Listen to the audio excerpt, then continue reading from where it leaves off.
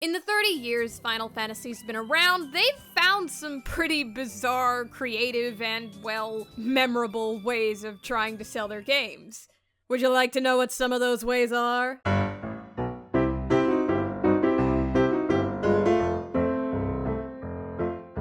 So here's a campaign that's a little lesser known: the time Final Fantasy VII hooked up with Pepsi. When we talk about Final Fantasy VII in marketing, we talk about it being a playbook in the best possible way you could have hoped to market a game in the late 90s. There were demo discs, and for 3 whole months there were commercials airing on places like the Sci-Fi Channel, wrestling matches, and shows like Saturday Night Live and Late Night with Conan O'Brien. And on top of this, there were print ads being put in Marvel and DC comics. Sony really upped their marketing game with this one, and their budget, incidentally. Anything else they would have added at this point would have just been icing on the cake, but you know what they say, nothing goes with a cake quite like a Pepsi. No one says that, but yes. So the main part of this campaign was just slapping on a picture of Cloud with all the Pepsi cans. Send Pepsi enough proof of purchases, and they'd send you a cup with the same mirrored and noticeably Buster Swordless image of Cloud with an oversaturated Aerith.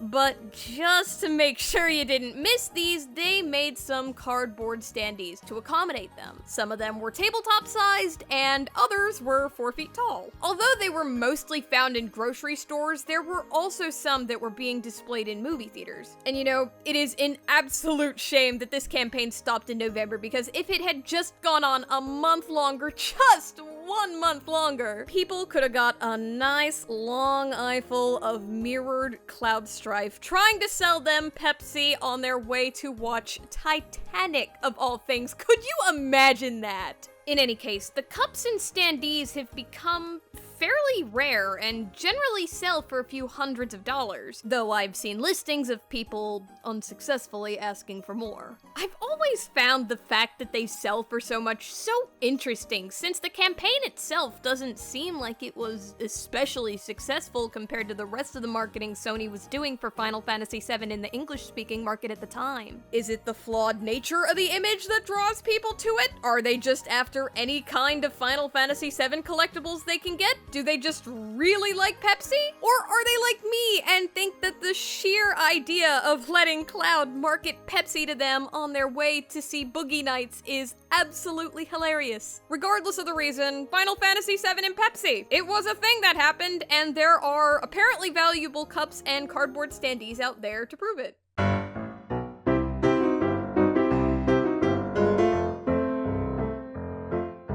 So you may or may not have noticed this, but there's a noticeable amount of product placement for Cup Noodle in Final Fantasy XV. But did you know there's also product placement for Vivian Westwood, Coleman, and American Express? Cause I don't know about you, but I had no idea there were so many brands in Final Fantasy XV till I was making this video. But despite this, Cup Noodle here is the star of the product placement show that is Final Fantasy XV, and as hilarious as its ham-fisted placement in Final Fantasy XV has been, it's actually yielded some pretty positive results, specifically for fighting games, but especially Tekken. After Final Fantasy XV's release, Nisshin, the company that makes Cup Noodle, went on to sponsor some pretty major fighting game tournaments. The Tekken World Tour Finals, EVO Japan 2018, 2GGC Genesis Saga 2017, and of course most recently, EVO 2018. And months after the Tekken World Tour Finals, Noctis was added to the Tekken 7 roster. There's no paperwork out there definitively saying that Nisshin sponsoring the World Tekken Finals led to Noctis being added to Tekken, but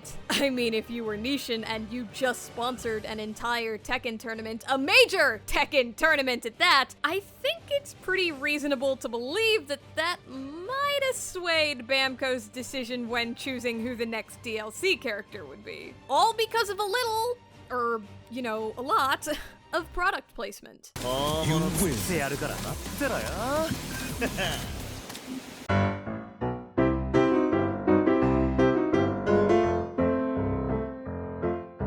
In the past past, Final Fantasy's had some anime spin-offs, even a few CGI movies, but only once has there been a live-action Final Fantasy drama, and it's called Final Fantasy XIV: Dad of Light. It is a merchandise-driven Netflix original drama about a distant father and son reconnecting via Final Fantasy XIV based on a Japanese player's blog. The show itself has received pretty mixed reviews. Some people like it, some people don't, but there doesn't seem to be too many people out there who significantly love or hate it. In fact, it doesn't seem to be an especially popular show anywhere, Japan, the West, or otherwise, so I can only assume that it had very little impact on sales and awareness for Final Fantasy XIV. But what makes Dad of Light stand out, to me at least, is regarding the press it's received in the English-speaking world. Press for a piece of marketing material can sometimes be just as important as the marketing material itself, after all, especially when your marketing material is a merchandise-driven drama. Press is how you're gonna get the word out on it and get people interested in watching it. But when Netflix decided to pick up Dad of Light, I don't think they meant for its press to particularly stand out, but as luck would have it, stand out it did, and for better or for worse, the interesting nature of its press at least made more people aware that it exists. You know, sometimes you gotta find the silver lining. So what was so weird about its press then? Well, recall earlier that I said Dad of Light is based off of a Japanese blog. The blog was called Hikari no Otosan, which, yeah, could translate to Dad of Light, but the logo in the Japanese version called it Daddy of Light. You starting to see where I'm going with this? So originally, this show was called Daddy of Light, which gave the English-speaking audience the complete opposite idea what kind of a show this was. Jokes were made, so many jokes were made, articles were written about its hilariously unfortunate name, and I don't think Netflix cared very much for that, considering that Daddy of Light is actually a super family-friendly show. Ultimately, it got to the point where Netflix felt they had to change the name to Dad of Light, and practically overnight, people stopped talking about the show and seemingly lost all interest in it. It's a basic rule of public relations that not all press is good press, but this is one of the very, very, very rare examples where off-brand press, not necessarily bad press, mind you, just off-brand, was probably good press.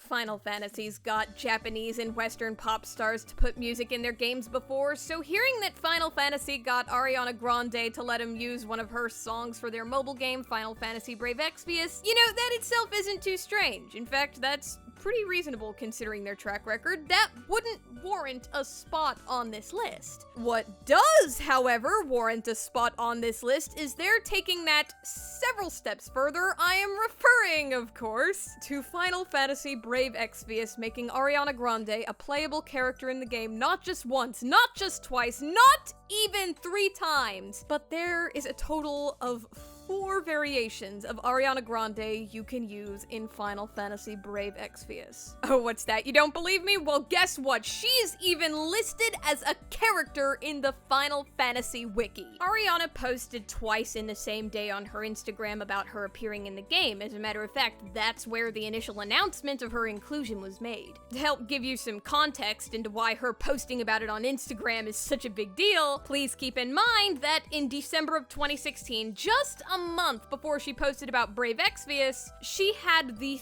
3rd most followed Instagram account in the world with 89.6 million followers. It's impossible to calculate exactly how many paying users Brave Exvius got thanks to including Ariana in the game, and for that matter, how many users who got the game without her influence put money they wouldn't have otherwise spent in the game to get any of her 4 characters. But what I can tell you is that if only 1% of the people who liked her picture about it put just $1 into the game, Brave Exvius brands would make 11 grand from that alone. But considering how much their daily revenue is in 2018, about a year and a half after Ariana posting about it on Instagram, I'd wager that her inclusion got them at least a few hundreds of thousands of dollars. In fact, it could just as easily be in the millions. Whether or not you believe it, celebrity endorsement can be a pretty powerful tool in the right hands, especially when those hands happen to control a phone with not just one of the most followed Instagram accounts in the world, but apparently Final Fantasy Brave Exvius as well.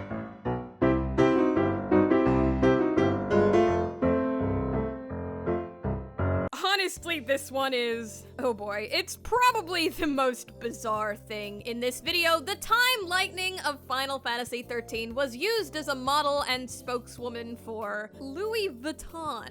Of all brands, I'm sure you already have dozens of questions. I do too, honestly, so let's just begin at the beginning. So, in case you've been living under a rock, Louis Vuitton is a super upscale designer fashion brand. In 2016, they announced that Lightning would be their spokeswoman for their Series 4 campaign. Interestingly enough, this wasn't the first time Lightning had been asked to model clothes for a designer fashion brand. Just 4 years earlier, in 2012, she and some of the other characters of Final Fantasy XIII-2 were used as official models for a line of clothes by Prada. But that collaboration was pretty much just modeling. This Louis Vuitton campaign, on the other hand, was exactly that, a campaign. It had a trailer, several official images that were plastered all over social media, and perhaps most interestingly, it involved an interview with Lightning somehow. I'll leave a link to the full interview in the description if you're interested in reading it, but my favorite part is Lightning's answer to being asked what she thinks of Nicolas Ghesquiere's vision and his collection. Though his style was new to me the moment I laid eyes on his collection, it was as if I'd been hit by a bolt of lightning. I knew that with this, people could change. I could change. And you know, yeah, actually, I guess you could say she changed after this, as long as you meant that she was exchanged. Final Fantasy XV came out later in the same year, and a new Final Fantasy fashion icon was born, and his name is Noctis. Right out the gates, he and his friends all sported looks designed by Rowan, plus his fiancée Luna had a wedding dress designed by Vivienne Westwood, the one I mentioned earlier, actually. And that is to say nothing of the several other iconic looks he has sported throughout Final Fantasy XV, and dare I bring the character customizer in Tekken into this. Now, I don't want to say he's totally ousted Lightning as the most fashionable Final Fantasy protagonist, but I mean, look at him.